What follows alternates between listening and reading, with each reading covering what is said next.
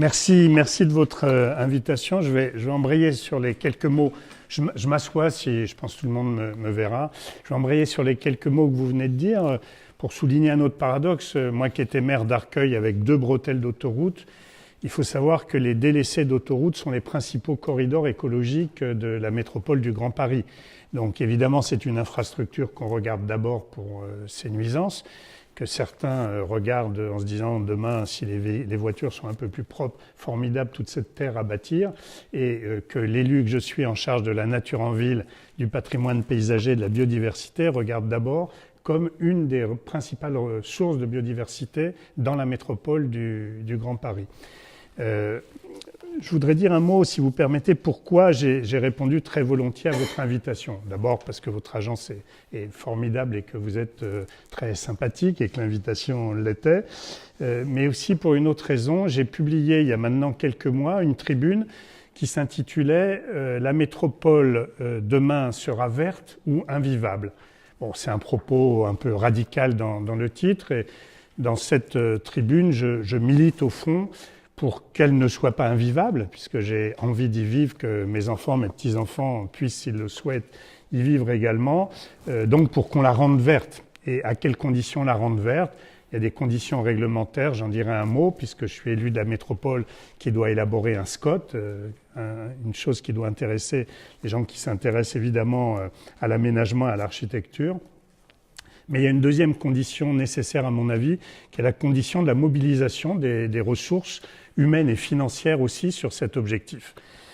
Voilà, donc j'ai souhaité venir parce qu'en fait, ça m'intéresse de discuter de ce propos politique avec des gens qui agissent. Ça m'intéresse d'en discuter avec des scientifiques qui analysent, qui montrent à quel point la crise climatique est prégnante, mais je crois d'ailleurs qu'on a toujours besoin des scientifiques, mais que maintenant c'est une évidence que nous partageons et que nous mesurons. L'été dernier, nous avons eu sur beaucoup de zones parisiennes des surchaleurs de 5 à 6 degrés dans les zones les plus imperméabilisées dans une période de canicule. Nous avons vécu dans les 18 derniers mois 2 inondations majeures sur ce périmètre métropolitain qui tiennent évidemment au dérèglement climatique, à l'aggravation des extrêmes, extrêmes en température, extrêmes en inondation, extrêmes parfois à l'inverse en manque d'eau sur le périmètre métropolitain. Donc je crois qu'aujourd'hui, tout le monde mesure les conséquences de cette dégradation climatique et tout le monde imagine bien qu'il va falloir lutter. Vous avez, lorsque vous construisez des bâtiments, des obligations réglementaires que vous dépassez souvent sur la maîtrise de l'énergie, des émissions de CO2. Par contre, on a moins pris conscience de la crise de la biodiversité, même si Libération a fait il y a quelques mois un titre et une pleine page sur le sujet. La crise de la biodiversité a à peu près le même impact sur notre environnement futur que la crise climatique. Quelle est la poule, quel est l'œuf, c'est un sujet dans lequel je ne rentrerai pas. Mais en tous les cas, nous sommes aussi un élément du vivant. Et donc, préserver la biodiversité n'est pas seulement un attachement à de l'esthétique, c'est aussi une condition. Et l'exemple que vous donniez des abeilles est un exemple merveilleux. Les abeilles vivent mieux en ville qu'à la campagne parce qu'il n'y a pas de pesticides, où on a interdit depuis pas mal, à minima depuis 2 ans, l'usage des pesticides sur le périmètre métropolitain. Elles y vivent tellement bien, et puis les politiques publiques, les maires notamment, un petit peu aussi sous mon impulsion d'ailleurs, puisque j'ai créé un concours des miels, ont décidé d'installer des ruchers un peu partout. Les entreprises aussi, c'est un outil de communication que d'avoir son rucher, mais à tel point qu'il y a aujourd'hui énormément d'abeilles et que les abeilles sauvages, les autres pollinisateurs ont du mal à trouver les espaces et la nourriture pour eux-mêmes, et même les abeilles dites domestiques commencent à avoir du mal à se nourrir et vont parfois se nourrir dans les boulangeries, faute de plantes mellifères à proximité. Alors, un mot donc sur ce constat de la crise climatique, et puis un constat, mais Pierre Darmet est bien plus expert que moi, il complétera très utilement sur les enjeux de la biodiversité. Tout ça nous impose, si on pense la métropole du futur, donc dans quelle métropole voulons-nous vivre dans 20 ans, nous oblige à mesurer que ce ne sera pas une métropole qui continuera à imperméabiliser ses sols et à devoir avoir des tuyaux de plus en plus gros, des usines de retraitement des eaux de plus en plus imposantes et coûteuses, mais peut-être une ville un peu plus éponge qu'une ville réseau. Ce ne sera pas une ville qui aura continué ce qu'on a fait depuis une cinquantaine d'années, voire un peu plus, à maîtriser la nature et au fond à décider qu'on fait appel à un paysagiste dans un projet urbain au moment où le projet est déjà bâti et on lui dit tiens, qu'est-ce que tu crois qu'on pourrait planter sur le morceau de pelouse que nous avons laissé au pied de l'immeuble? Je fais volontairement dans la caricature pour que le débat soit animé et vivant. Non, ce sera une métropole qui devra inventer une nouvelle intimité entre la nature et l'urbanité. Et je crois que ce défi, un humoriste du XXe siècle disait l'idéal serait de mettre les villes à la campagne. Je ne sais pas si on mettra jamais les villes à la campagne, mais je pense que peut-être le défi de marier nature et urbanité n'est pas un défi inaccessible et peut-être ça n'est pas antinomique de considérer que la nature et la ville peuvent se développer ensemble. Et ça me permet de saluer Pierre Darmet. Je viens de dire que vous seriez capable de parler beaucoup mieux que moi des sujets de biodiversité, mais je continue mon propos. Voilà.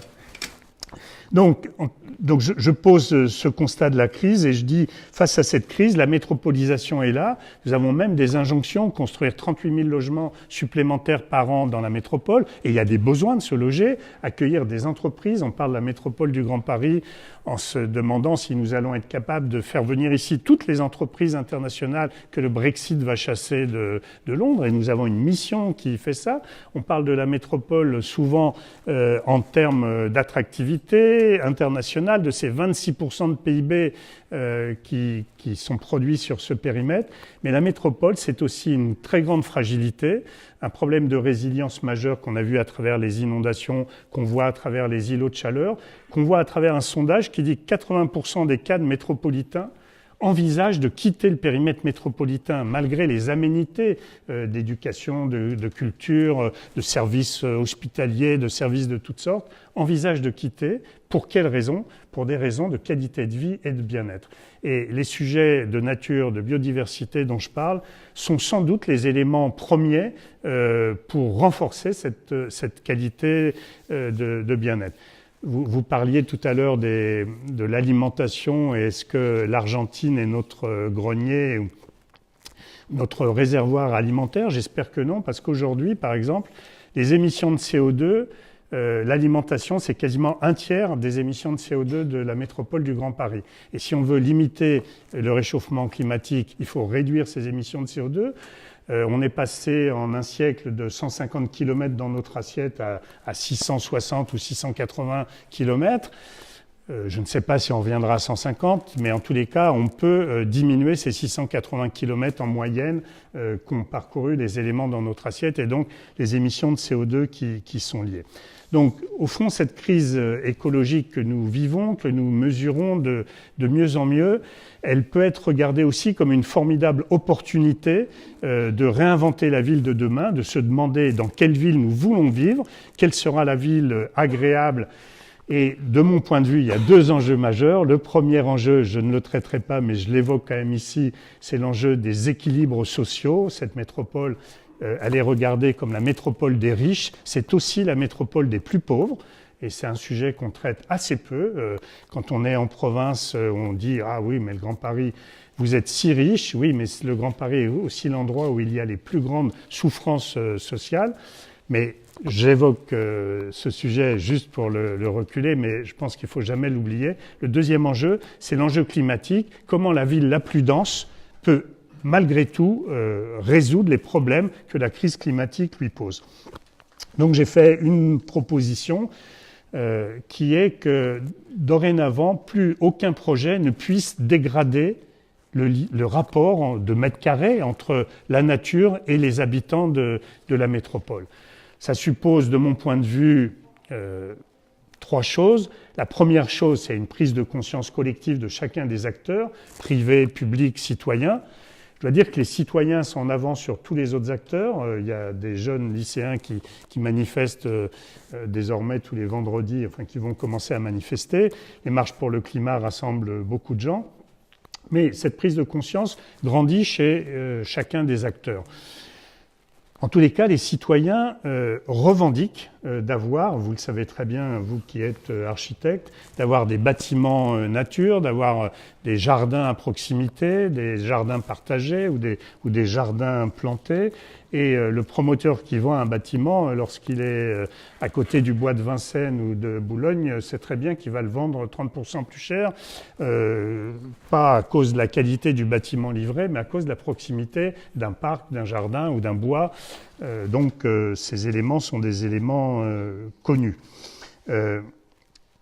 La deuxième condition, de mon point de vue, c'est une condition réglementaire. Je crois beaucoup à l'engagement volontaire, citoyen, réfléchi de tous, mais je constate aussi que dans les 20 dernières années, nous avons consommé 1500 hectares de pleine terre sur le périmètre de la métropole, 1200 hectares de terres agricoles et 300 hectares d'autres jardins, etc. Et que même si cette consommation de pleine terre diminue, j'étais maire 20 ans, au moment d'un arbitrage, si un promoteur vous dit, vous savez, monsieur le maire, si vous m'autorisez à densifier un peu plus, à peut-être diminuer de 20 à 10% la pleine terre ou de 40 à 20% la pleine terre, ça dégagerait quand même 1 million de droits à construire supplémentaires. Il peut vous arriver, lorsque vous êtes maire et que vous avez une crèche à construire, une école à rénover, de vous dire, oui, franchement, c'est quand même pas sur cette parcelle-là que l'enjeu climatique de la métropole va se résoudre.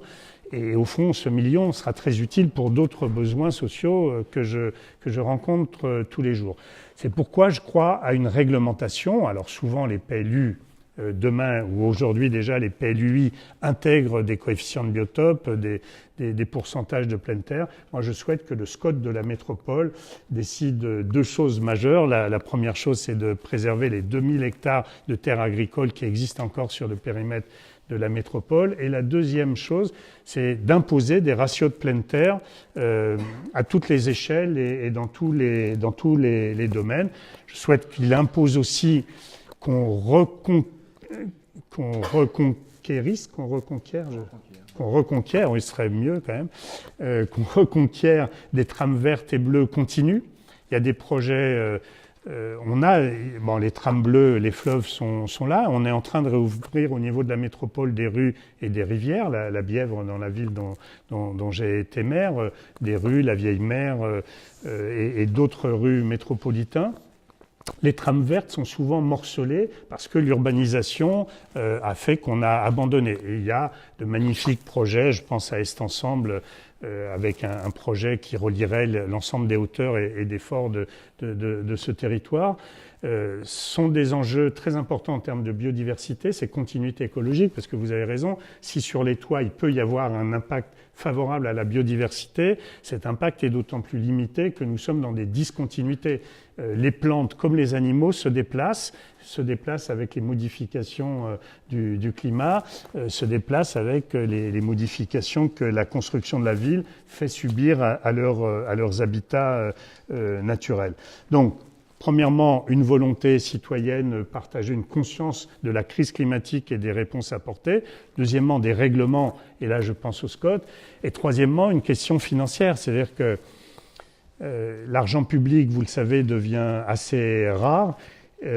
Donc moi j'ai souhaité qu'on prenne appui sur deux innovations qui ont porté leurs fruits.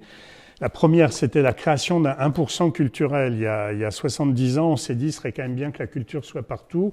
Donc, créons un 1% culturel et disons que quand on construit, il faudra qu'1% du montant de cette construction soit consacré à une œuvre d'art, à une création culturelle, etc. Ça a quand même donné des résultats inégaux mais appréciables de mon point de vue. Le deuxième sujet, c'est qu'il y a une quinzaine d'années, on a installé des règlements sur la gestion de l'énergie. Je me rappelle de débats avec un certain nombre d'architectes. Je l'avais souhaité pour ma ville qu'on aille au-delà de ces règlements, qui disaient oui, mais très ennuyeux, les bâtiments Bepos ou tout ça. Enfin, on va construire des blocs qui n'auront plus de charme, plus d'âme, etc. Puis aujourd'hui, on fait des bâtiments neutres, enfin en tous les cas équivalents en émissions et production d'énergie, qui retrouvent toute l'intelligence, les savoir-faire des architectes et qui s'intègrent parfaitement dans la ville d'aujourd'hui et dans celle de demain. Eh bien, je pense sur la nature, il faut prendre une décision du même type que ces deux décisions. Et je propose donc la création d'un 5% nature. Quand les journalistes sont cruels, parce qu'ils mettent toujours le doigt sur les sujets qui fâchent, on m'a dit donc vous demandez une nouvelle taxe. Donc j'ai une réponse politique, non, je ne demande pas de nouvelle taxe, je demande aux aménageurs et aux promoteurs de concevoir leur bilan d'opération comme un bilan qui doit intégrer une obligation de nature. Si on ne veut pas dégrader ce ratio mètre carré de nature, mètre carré bâti, eh bien il faut que dans tous les projets, soit on y contribue, soit on compense. Je préfère d'ailleurs qu'on y contribue et je pense que n'importe quel promoteur intelligent préférera aussi contribuer sur son propre bâti ou sur son propre îlot plutôt que payer pour qu'on compense dans un autre endroit.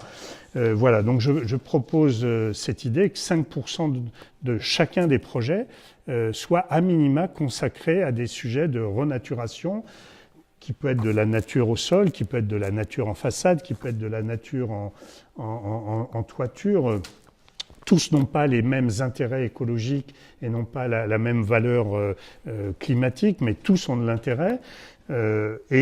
Puisque cette idée de créer un 5% nature n'est pas une idée qui va passer en période de gilet jaune aussi aisément que pour ma part je le souhaiterais, j'ai obtenu du président de la métropole l'accord, et nous allons y travailler ensemble, et puis avec des scientifiques, avec l'école du paysage, avec le muséum, avec la Sorbonne, et je le souhaite avec des hommes de l'art, avec des architectes, avec des promoteurs, avec des aménageurs, l'idée de créer sans attendre une charte de la métropole nature ou de la métropole verte, qui serait une charte engageante pour l'ensemble de ses signataires, et qui dirait que demain, ça n'était pas le cas hier, si on répond à un concours Inventons la métropole, on devra consacrer au moins 5% du budget de réalisation de cette opération.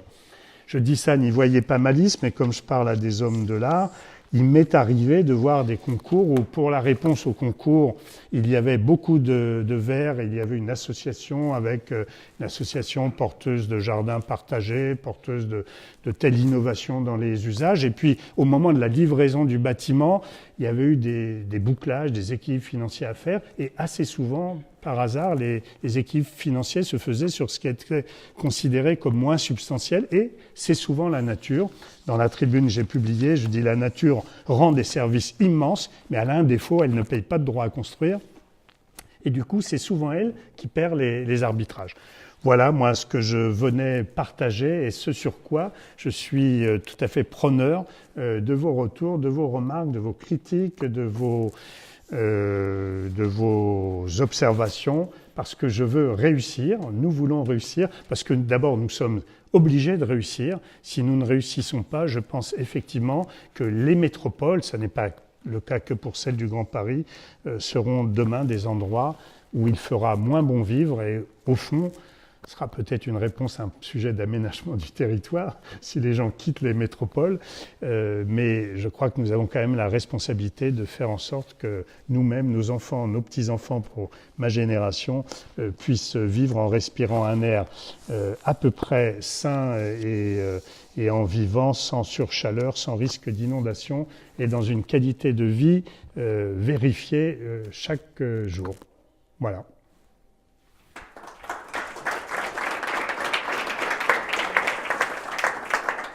C'est difficile de passer après. Bonjour à toutes et à tous et pardon pour ce retard.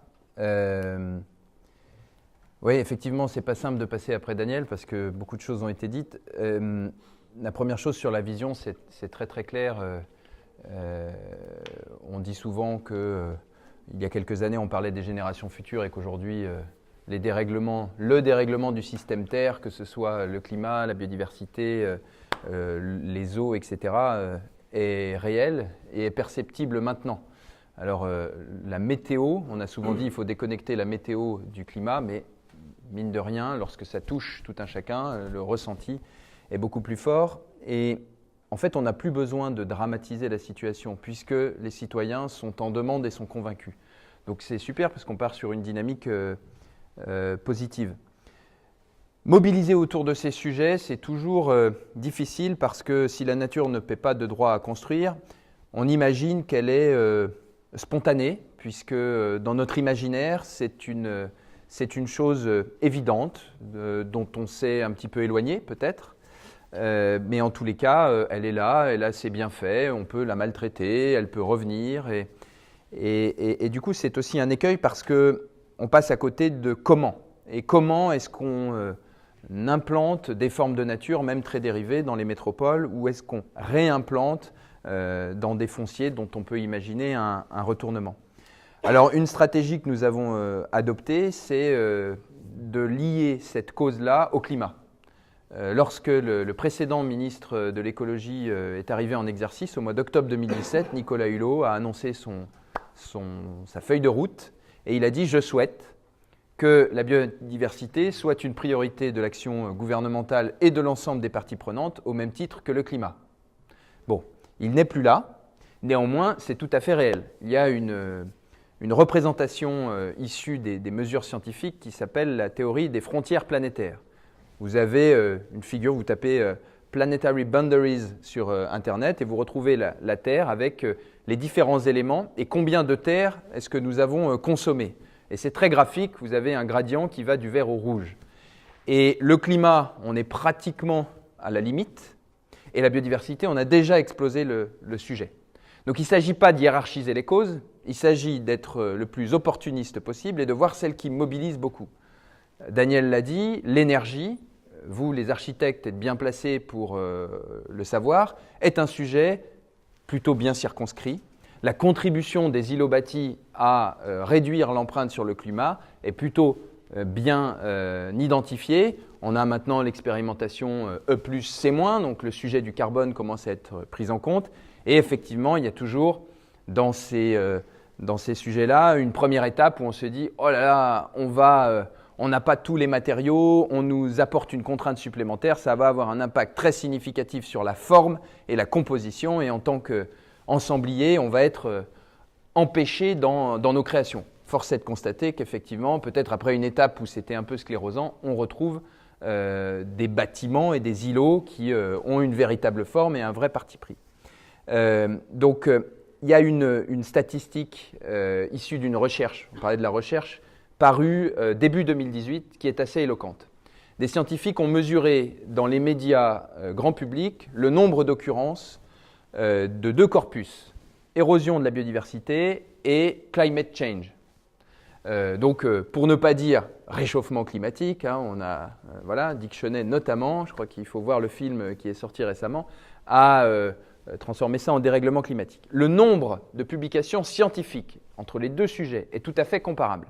C'est facile à tracer en langue anglaise. Dans les médias anglo-saxons, la courbe depuis 30 ans, donc la biodiversité, le concept a émergé en 88, donc entre 88 et 2017, on a au départ deux courbes qui sont tout à fait comparables. On parle autant dans les médias, pratiquement très très peu, mais de biodiversité et de climat.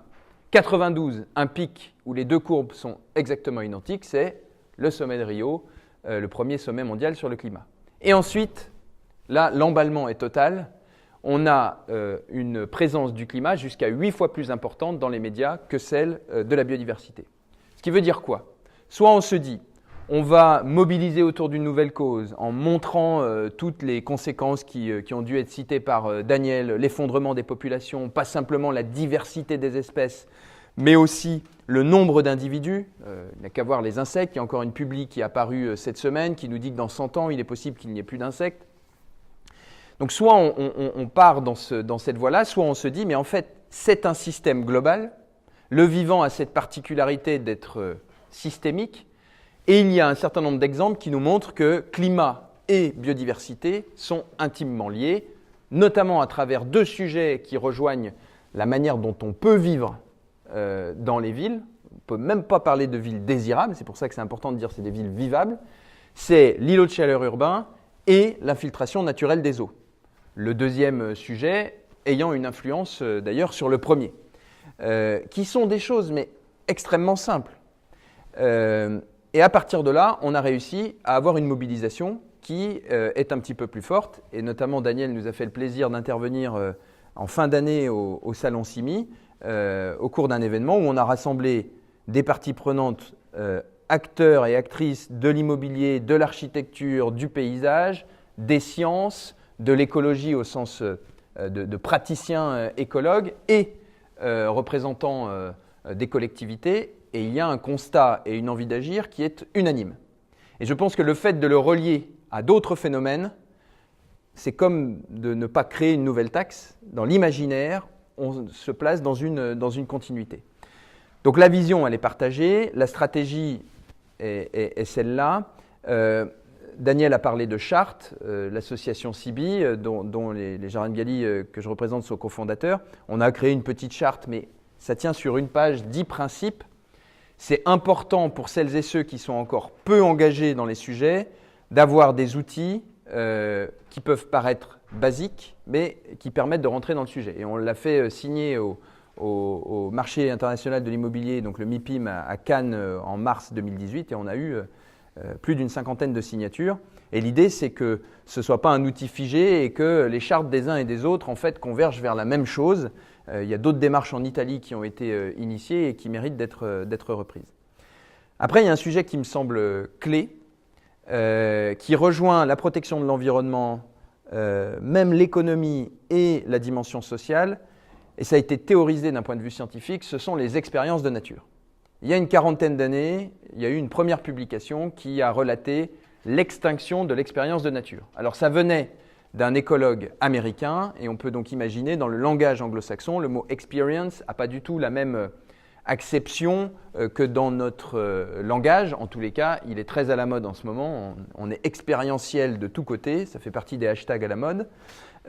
Néanmoins, il a posé le sujet en disant « Nous vivons dans des villes, dans des conurbations urbaines, parce que ce n'est pas forcément des très grandes métropoles non plus, où le contact physique, le vécu avec le vivant, quelle que soit sa forme, qu'elle soit naturelle ou très dérivée, qu'il s'agisse entre guillemets, d'un parc naturel, d'une zone agricole ou d'un espace vert, il n'y a plus de rapport physique et les générations qui naissent n'ont plus, vous avez compris, de transmission orale de la part de leurs aïeux parce qu'ils n'ont pas vécu non plus cette expérience. Et quelles conséquences ça a ?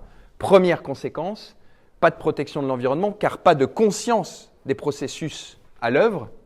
Et donc, plus on vit déconnecté de la nature, moins on la protège.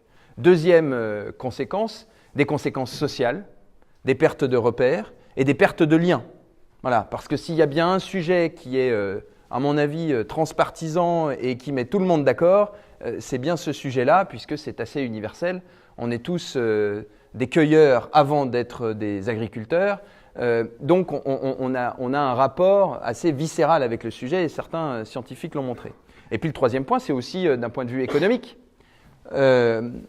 Augmenter l'indépendance alimentaire de Paris. On parle de 3 jours d'autonomie alimentaire. Vous avez cité la moyenne de plus de 600 km de provenance des produits. Ça impose de trouver du foncier. Ça impose de réinstaurer des filières économiques. Mais pour vivre le sujet dans notre entreprise, ça impose aussi de trouver des collaborateurs qui ont cette compétence-là. Or, on l'a perdue. C'est très clairement, notamment en maraîchage ou la capacité à intervenir sur différents métiers. Donc, conséquences sur le développement durable dans les 3 piliers, le social, l'environnement et l'économie. Donc, cette expérience de nature, elle est clé. Et je tiens à dire une chose qui est importante, la formule est un peu électrochoc, mais ça n'est pas en favorisant la nature en ville qu'on va sauver la nature. Ce n'est pas à coup de biodiversité urbaine qu'on va sauver la nature. Si on dit ça, on fait du greenwashing et on tombe à côté du sujet.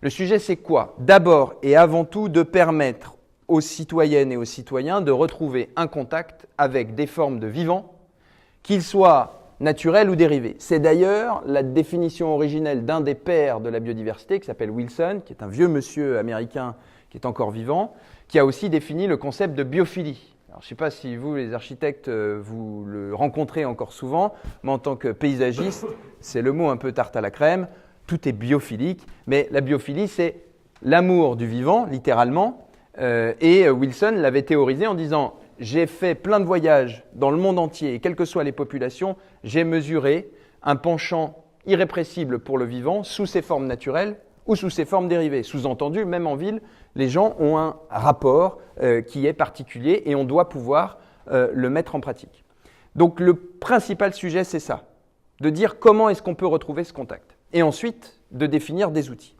Alors, sur le comment, je pense qu'il y a plusieurs sujets. On a l'objectif, on a la vision, et maintenant, comment on fait?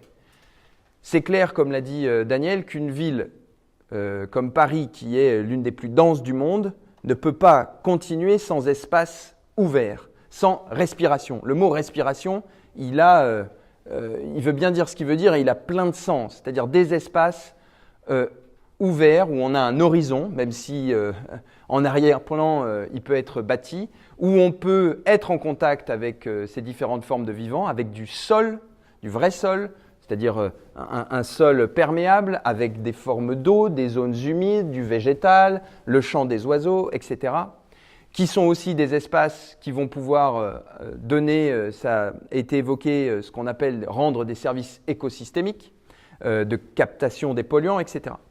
Je pense, on attend les chiffres consolidés, mais l'un des systèmes les plus performants en termes pour capter les polluants et pour rafraîchir, c'est l'arbre. L'arbre. Donc, avant même d'aller coller de la végétalisation à tout crin, pensons aux arbres. L'arbre, il nécessite d'avoir des racines, hein, à peu près, allez, pour faire très très court, c'est pas scientifique du tout ça, mais vous imaginez que vous avez dans le sol l'équivalent de la frondaison. Donc, nécessairement, il faut constituer un sol. Et donc, ce sol peut remplir des fonctions aussi vis-à-vis de l'eau pluviale. Et puis, il a une surface foliaire extraordinaire. Cette surface foliaire, qu'est-ce qu'elle fait? Elle va capter les polluants. Elle va rafraîchir de deux manières. Elle fournit de l'ombre. C'est basique, hein. Et en plus, elle transpire. Voilà. Quand vous avez du sol, et c'est de là que vient l'eau est la même qu'elle vienne des feuilles ou qu'elle vienne du sol. Quand vous avez un sol poreux et que vous mettez un peu de technique là-dedans pour qu'il ralentisse l'écoulement des eaux pluviales, vous évaporez. Et quand vous avez un arbre, il va évapotranspirer. C'est de l'évaporation, juste que ça vient des feuilles. Donc, on a besoin, dans un urbanisme où on n'est plus dans des grandes programmations urbaines à la Haussmann, où on détruit des pans entiers de la ville pour tracer des alignements, mais on a malgré tout besoin de retrouver des espaces collectifs ouverts. Les pieds d'immeubles, ou lorsqu'il y a des dents creuses, de pouvoir en faire des espaces ouverts. Moi, je suis né à la campagne, ça fait 10 ans que je vis à Paris, et je lisais Le Petit Nicolas quand j'étais enfant. Et j'avais l'imaginaire urbain du terrain vague. Il se passait toujours plein de trucs dans Le Petit Nicolas, dans le terrain vague. Avec la palissade, hop, on passe derrière, c'est là qu'on fait les pires conneries, etc. Et moi qui venais d'un village de campagne, j'ai jamais eu le terrain vague. Donc j'étais fasciné par ça. Il n'y a pas énormément de terrains vagues dans la métropole aujourd'hui. Il y en a, voilà, mais qu'on pourrait, dont on pourrait transformer les usages et en faire des lieux ouverts, puisqu'on a une pression très très forte. Donc après, ça touche à plein de sujets que vous connaissez bien mieux que moi, mais pourquoi ne pas densifier dans certains endroits et dans d'autres se donner un cap de laisser des espaces ouverts en prenant les systèmes naturels et en les amplifiant, parce qu'il y a un formidable élan de recherche technologique avec les hydrologues, avec les spécialistes de la VRD qui sont beaucoup plus ouverts qu'il n'y paraît sur le sujet, si tant est qu'on explique ce qu'il advient, et puis des entreprises et des procédés qui se sont créés sur ces sujets-là. Et je pense qu'on n'a pas fini de voir de l'innovation dans le sujet. Ensuite, il y a effectivement l'échelle de l'îlot bâti. Et à l'échelle de l'îlot bâti, on peut faire beaucoup de choses, mais ça nécessite d'avoir des principes disruptifs, pour prendre un mot à la mode, mais pas forcément dans la techno employée, mais dans le management du projet. Vous ne pouvez pas considérer la nature en l'appréhendant en fin de projet comme un élément cosmétique. C'est simple, c'est extrêmement simple. Vous voulez végétaliser un toit, il faut calibrer le bâti en fonction de la portance dont vous allez avoir besoin et donc du type de végétation et du type de substrat que vous allez implanter.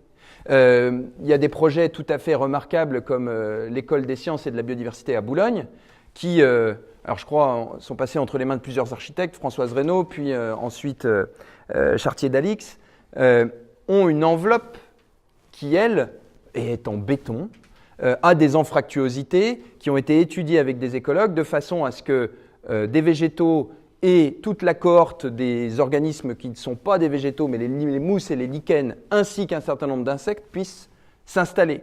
Et en même temps, on a créé différentes strates végétales. Pourquoi ? On est dans une école, donc on a une vocation pédagogique. Ça, c'est un bâtiment peut-être atypique, mais ça a été pensé en amont pour que ça fonctionne.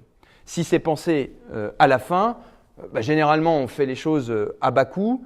Le paysagiste vous dit « ça ne va pas marcher ». Dans le pire des cas, il ferme les yeux, ça se fait et ça périclite. Donc il y a le sujet de prendre ça en considération en amont. C'est ce qu'on a expliqué notamment dans notre fameuse charte petit mémo. Et puis il y a aussi un deuxième sujet qui pour moi est clé et qui est un sujet dont nous devons débattre et un sujet d'innovation dans le financement des projets, c'est l'aval. On a tendance à dire de manière très grossière, quand un maçon livre un bâtiment, son travail est terminé. Il doit une garantie, il va y avoir un peu d'entretien, mais globalement, tout le gros du travail a été livré. C'est tout l'inverse pour le jardinier. Le jardinier, il livre un potentiel. Et ce potentiel, s'il n'est pas accompagné dans des milieux urbanisés, il va partir dans un sens qui n'est pas compatible avec notre vie. Je voudrais qu'on insiste sur ce sujet. En écologie, c'est scientifique. Si vous laissez une friche seule, sans perturbation, ça devient une forêt. Si vous êtes dans des systèmes anthropisés où on utilise des artefacts, il y a une gestion. Elle peut être modérée suivant les espèces qu'on implante, suivant le projet qu'on a imaginé au départ, mais il y a une gestion. Donc, dans le fond des 5% nature, comment est-ce qu'on imagine intégrer dans le temps long la gestion de ces ouvrages, qu'ils soient sur l'îlot bâti ou au sol? Et là aussi, je rejoins Daniel sur le sujet en disant « inspirons-nous de ce qui se fait dans l'énergie ». Je ne suis pas un spécialiste, mais je crois que dans le bâtiment, dans la gestion technique du bâtiment, il y a des contrats d'énergie qui sont de l'ordre de la dizaine d'années. Le contrat d'espace vert, c'est 1 an. Si vous chopez 3 ans, c'est le Pérou. Et je pourrais vous donner des exemples précis si vous voulez faire de l'entretien écologique. 1 an, mais c'est la catastrophe complète. Un truc tout simple, les herbes non désirées, aussi appelées adventices ou mauvaises herbes par certains, dedans vous avez des espèces invasives qui peuvent attaquer le bâtiment, une élante par exemple. Si vous avez un contrat d'1 an, que fait le prestataire ou pas la régie du coup, parce que la régie, elle s'inscrit sur le long terme, c'est la grande différence, mais il va couper, il ne va pas arracher.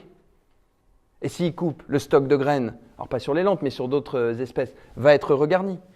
Si vous paillez les massifs, il faut investir. Si vous mettez des couvre-sols, il faut investir, mais cet investissement, il peut être rentabilisé sur le temps long. Si vous avez 1 an, vous faites de la cosmétique et il y a un ouvrage qui se dégrade. Et c'est d'autant plus important qu'on a besoin de cohésion dans la métropole. Et pour avoir une toute petite expérience dans une régie, il y a des années, dans une ville de province, on est face à des métiers qui ont un capital sympathie extraordinaire, qui permettent d'insérer des populations et de leur trouver une mission dans la société, peut-être comme nul autre. D'ailleurs, c'est tout le débat sur certains modèles de l'agriculture urbaine où on dit qu'il y a un modèle économique. Moi, je pense qu'il faut être honnête quand il n'y en a pas, mais de dire, voilà, une des vertus, c'est de pouvoir offrir du travail à des populations qui étaient déconnectées de l'emploi. Et puis derrière, il y a un sujet très très fort, il y a l'entretien, ça c'est de la technique. Okay. Alors, dans le bâtiment, on parle d'exploitation, dans les régies, on parle de gestion, mais pour moi, tout ça, c'est le même sujet. La deuxième chose, reconnecter les urbains à la nature.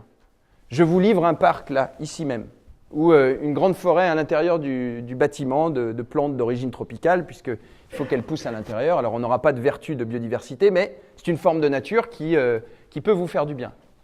Et je m'en vais. Alors, d'une part, il y a la gestion technique qui ne va pas être terrible, et d'autre part, comment est-ce qu'on réagit face à quelque chose dont on a été, depuis plusieurs générations, déconnecté? Je vous donne un exemple, les potagers. On a mis en place un potager, un des tout premiers potagers d'entreprise, sur le toit d'un établissement public, à caractère industriel et commercial, je crois que c'est ça, et culturel, le toit de la Cité de l'Architecture et du Patrimoine. On en a fait des caisses sur le sujet. J'avais des appels de journalistes en disant « les corporate gardens, c'est la grande mode, il y en a partout, il y a plein de startups qui se montent, hashtag inclusion, hashtag atelier, hashtag c'est génial ». Le seul sujet, je leur ai expliqué le fond de la chose. Alors, même d'un point de vue économique, c'était 150 salariés, d'accord? Et qui s'est montré motivé et qui a demandé à cet équipement-là, c'est 15 personnes, 10%. Déjà, ça veut dire quoi? Ça veut dire que si on met en place un équipement qui va bénéficier au premier chef à la volonté de 10% de cette population-là, il est légitime que ces 10% partagent dans le temps, par des moments et par une forme de communication, ce qu'ils font. C'est tout à fait important. Sinon, on investit pour 10%. Et puis aussi et surtout, je leur ai expliqué tout le processus expérimental que nous avions mis en œuvre sur l'accompagnement, la médiation. Et je pense que c'est le mot qu'il faut qu'on retienne, c'est la médiation. On a besoin d'être accompagné. Tout ça a démarré de manière fortuite. Je vais raconter l'histoire et si je suis trop long, vous m'arrêtez. On avait installé un démonstrateur de toiture végétalisée en créant sur 70 mètres carrés, donc vraiment une toute petite bande qu'on nous avait laissée, un micro-paysage avec une toiture végétalisée qui allait de 5 à 20 cm, avec une trentaine d'espèces qui allaient du couvre-sol en sédum jusqu'à un certain nombre de plantes vivaces, dont des iris, des thym, etc., avec Éco-Végétal qui était spécialiste du sujet. Donc on voulait montrer qu'on pouvait marier un certain projet paysager au sens de la composition à des techniques et à un bâtiment existant avec une portance limitée. Et puis on avait installé négligemment 4 bacs-sacs. C'était le démarrage de cette start-up là, qui fait des sacs, comme les bâches, les vieilles bâches là, qu'on utilise de moins en moins, enfin, en tout cas je l'espère, pour contenir les talus. Et on plante quelques aromatiques, un plant de fraisier, une salade, etc. On fait ça au printemps. Au mois de juin, j'ai un appel. Pierre, est-ce que tu peux venir? On ne sait pas quoi faire. Comment est-ce qu'on coupe la salade? Est-ce qu'on l'arrache? Est-ce qu'on la coupe? Et les fraises, comment est-ce qu'on fait pour ne pas les abîmer? Au début, je me suis marré, parce que je suis fils d'agriculteur, je me suis marré. Et en fait, j'ai très vite arrêté parce qu'on me dit, non mais c'est réel, on ne sait pas comment faire. Et c'est vrai que ce n'est pas complètement idiot. Il y a plein de choses qu'on ne sait plus faire. Donc on est allé voir et on a emmené notre jardinier, Christophe, qui a expliqué, qui a dit bah, « c'est pas compliqué, vous prenez le couteau, tac, vous coupez la salade, et puis la fraise, vous tirez, voilà, vous arrachez pas tout le plant, etc. etc. » Et là, les salariés ont dit bah, « on voudrait étendre ce potager-là parce que c'est une super idée. » Et on a monté le projet de la manière suivante. 3 ans d'expérimentation. La première année, 5 animations imposées. Alors de mémoire, il y avait planter, amender le sol, se prémunir des attaques ou réagir aux attaques de manière biologique. Donc voilà. Ensuite, récolter. Et puis, qu'est-ce qu'on fait entre 2 rotations de culture? De mémoire, c'était ça. Impeccable. Les ateliers, toujours voilà, fixés à l'avance, on n'en a même pas décalé un, etc. Deuxième année, on leur a dit on n'en fixe que 3 et puis les 2 autres, vous nous appelez. On a fait les 3 premiers, les 2 autres, ils ne les ont jamais fait. Troisième année, 2 facteurs qui, à mon avis, ont modifié la donne. Le premier point, c'est qu'on a dit, c'est vous qui nous appelez pour fixer les ateliers. D'accord? Donc les mêmes jardiniers qui avaient déjà 2 ans de pratique, qui font ça sur une portion congrue de leur temps de travail, c'est-à-dire entre midi et 2 ou le soir, voilà, parce qu'ils ont quand même une activité professionnelle et une vie de famille à côté. On ne fixe pas les animations, on n'en entend pas parler pendant 3 mois. Il se trouvait par ailleurs que l'une des personnes fondatrices de ce club, on avait appelé ça le club potager, était malade pour une longue période. Donc ça a fragilisé en fait cet équilibre. Et ils nous ont appelés en disant « venez et en fait forcez-nous la main, il faut fixer un cadre et dans ce cas-là, on vient entre les séances et on pratique ». Donc Ça, c'est la réalité du sujet. On a besoin sur les projets de calibrer les usages. Ce n'est pas toujours facile, notamment dans la promotion logement, parce qu'on ne sait pas qui va habiter. Et là, il y a des formes innovantes à inventer en se disant on n'est pas obligé de tout dessiner à l'avance. Voilà, on parle de ça avec certains promoteurs.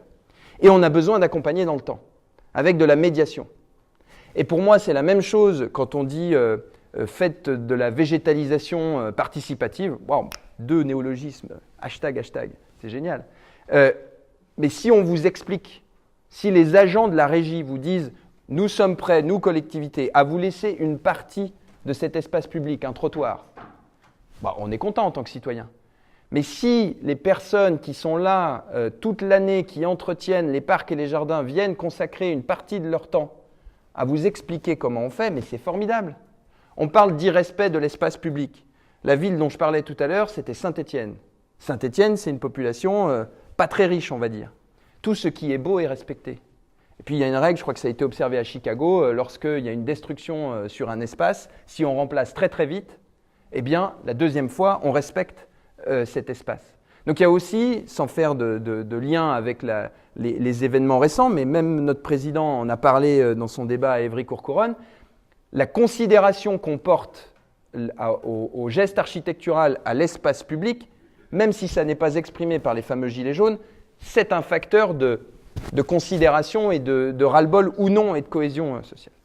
Donc, que ce soit dans le privé, que ce soit dans le public, pensons les sujets en amont et pensons-les dans le temps long pour que toutes les aménités, à commencer par l'aménité sociale, soient pleinement réelles avec cette notion de médiation. Et ensuite, tous les sujets techniques. Et là, tout est ouvert. Certains assureurs et juristes disent on a des contrats de performance énergétique, il faudrait faire des contrats de performance biodiversité. Alors d'un point de vue scientifique, la performance biodiversité, c'est un terme qui accroche un peu, on parle plutôt de potentiel qui évolue. Bon, mais l'idée est là. Est-ce que c'est bien? Est-ce que c'est mal? Est-ce que c'est méchant? Est-ce que c'est gentil? Je ne sais pas. En tout cas, ça a le mérite de poser les sujets et de se dire, à l'image de ce qui est fait dans certains parcs anglo-saxons, moi j'ai des collègues qui entretiennent des parcs à Londres, ils ont des contrats de plus de 5 ans, 10 ans, voire plus. Alors, est-ce qu'il faut tomber dans des durées extrêmement longues avec ce que ça peut engendrer de questions sur la relation publique-privée? Je ne sais pas. Mais 1 an, c'est trop fugace. Et en termes d'emploi également. On a beaucoup de mal, nous, entreprises de paysage et de jardiniers, à garder du monde. C'est des métiers à faible valeur ajoutée. Vous avez un logement qui est extrêmement cher, et c'est la même chose pour tous les métiers de service. Donc, que font les populations? Il y a les cadres qui sont 80% à dire « un jour, je vais me barrer parce qu'il y a d'autres métropoles qui offrent un mix, culture, qualité de vie qui est aussi bon. » Il y a la campagne aussi, alors la campagne avec des guillemets. Mais les populations qui font la ville, taillot. Nous, on est obligés de les loger. Donc, c'est un retour à presque, comment dire, des entreprises paternalistes qui doivent… voilà, mais c'est une nécessité. Donc, penser le temps long, ça permet de se projeter. Vous contractualisez ou vous avez une vision sur un temps long, vous pouvez installer quelqu'un et ce quelqu'un devient un référent, devient un médiateur, incarne cette relation-là. Donc, sur tous les sujets, c'est vertueux. Voilà. Après, pour faire très court, dans les autres outils qu'on a mis au point, donc on a créé une association qui s'appelle Conseil international biodiversité et immobilier, c'est bien pompeux. Ça fait CIBI, donc pour les nostalgiques des radios dans les camions, pour certains, ça leur parle.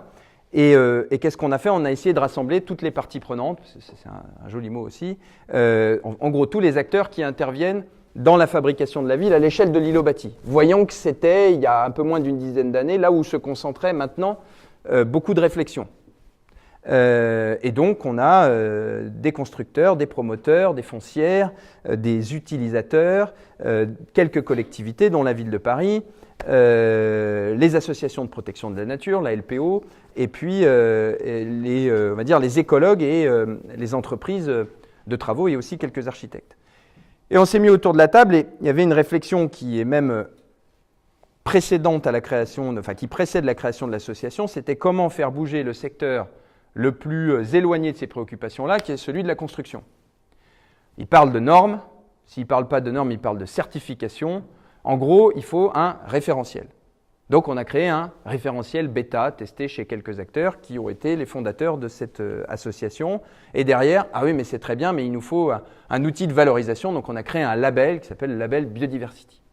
Ce n'est pas la panacée, tout n'est pas parfait. On va annoncer là, au mois de mars, on passe le cap des 100 projets labellisés. Tous ne sont pas sortis de terre puisque c'est en phase labellisation. Et on a maintenant des demandes et un développement sur 2 nouvelles briques à l'édifice, une version sur la vie du bâtiment, donc l'exploitation et la valeur d'usage. Et là, c'est extraordinaire parce que c'est pas facile de mesurer la valeur ou les valeurs générées par la présence de nature. Donc il y a un champ d'investigation scientifique entre les sciences du vivant et les sciences sociales qui est formidable et des expérimentations à mettre en œuvre. Il y a notamment une thèse qui est portée par Agrocampus Ouest, Plantécité et le laboratoire des psychologies des Pays de la Loire sur l'impact des espaces de nature urbains sur la santé mentale des citadins. Voilà, c'est une thèse qui démarre. Donc on va essayer d'objectiver un certain nombre de sujets. Et puis le deuxième référentiel qu'on nous demande, c'est à l'échelle des aménagements. Les aménageurs disent on a des outils d'écoquartier qui sont parfois un peu dévoyés par rapport à leur sens initial. Et le sujet de la biodiversité, ce n'est pas un indicateur simple, c'est un peu polymorphe et on ne sait pas comment le prendre. Donc pondez-nous un référentiel, ce n'est pas gagné. Et une chose importante pour faire court sur ce référentiel-là et sur ce qu'il y a derrière le label, c'est qu'on va sur 2 pieds. On parle de potentiel écologique, on a un indice qu'on a un peu amélioré déjà l'année dernière, qui est complètement perfectible, mais qui qualifie le potentiel d'un lieu à accueillir le vivant, avant et en projection. C'est-à-dire qu'on va considérer la quantité de milieux et d'espèces que l'on peut accueillir. La qualité de ce milieu, notamment si on parle d'une toiture, l'épaisseur et la nature du substrat. Et puis la fonctionnalité. Et c'est important, Daniel l'a dit, et ça rejoint mon propos de départ, ce n'est pas parce qu'on va faire des espaces de nature dans la ville qu'on va recréer des trames vertes et bleues. C'est un travail de longue haleine. Donc la valeur écologique réelle d'un site et d'un îlot bâti en particulier, elle va dépendre de la présence et de sa connexion potentielle avec d'autres espaces de nature, entre guillemets. Donc on qualifie ce potentiel. Et en face, qu'est-ce qu'on met ? Eh bien, des indices qui nous permettent de qualifier les usages. Est-ce que le projet que je fais, il est visible des habitants ou des collaborateurs si c'est une entreprise, voire des consommateurs si c'est un espace commercial? Est-ce qu'on peut s'y frayer un chemin? Est-ce qu'on peut toucher? Est-ce qu'on a prévu des animations? Est-ce qu'on a prévu de m'expliquer quel est mon environnement? Surtout quand on dit on fait évoluer les palettes végétales pour être plus dans un équilibre entre plantes locales et plantes à valeur culturelle, moi je les appelle comme ça, et puis aussi dans la projection du réchauffement climatique, on va forcément faire évoluer les palettes végétales. Donc on est dans un équilibre, et ça n'est pas « je suis biodiversity » ou « je ne le suis pas », je n'obtiens pas mon label si je n'ai pas un niveau d'excellence d'après les critères donnés, et j'obtiens quoi? Un profil, suivant 4 axes, je n'ai pas cité les 2 précédents parce que sinon ça peut durer des heures, mais un profil, c'est comme le parti pris de l'architecte sur un projet. Ce n'est pas le bon ou le mauvais point. Donc il y a cette notion d'équilibre qui est importante et très probablement, si on se projette dans une métropole vivable, il y aura des espaces ouverts qui auront une vocation purement écologique ou de fonctions techniques qui ne pourront peut-être pas souffrir la présence humaine. Et inversement, des espaces à haute valeur d'usage qui seront peut-être techniquement un peu moins performants sur le rafraîchissement. Voilà. Tout est une question d'équilibre. Donc c'est que du bon sens, si on peut prétendre avoir le bon en tous les cas. Mais si on résume, la vision elle est partagée et pour moi elle est publique, privée, de l'amont à l'aval, assez unanime. Et ce n'était pas le cas encore récemment. Ça vient notamment du fait que l'enjeu climatique et l'enjeu de nature se rejoignent et que le sentiment de ne pas créer une nouvelle cause et d'être dans un ensemble rassure quelque part, même si c'est hyper flippant quand on regarde les chiffres. Un sujet clé qui est le développement des expériences de nature, voilà. Et puis enfin un certain nombre d'outils sur l'échelle géographique, l'échelle de temps, et puis de savoir raison garder. On a eu une étape 1 des concours avec des hashtags grandiloquents, c'est normal. On soulève toute l'innovation, on génère une promesse. Maintenant, je pense qu'on arrive dans l'étape 2. Cette promesse, elle est forte. La demande sociale, qui est un machin d'ailleurs qu'on devrait un peu plus préciser, il y aurait des études à faire, parce que c'est très protéiforme à mon avis aussi. La demande sociale est là, donc il faut que la promesse soit tenue. Ça passe par la techno, ça passe par des projets verts, mais ça passe aussi par ne pas tartiner toujours le même truc avec des arbres suspendus, des murs et des machins partout. Voilà ce que je pouvais dire en complément de Daniel.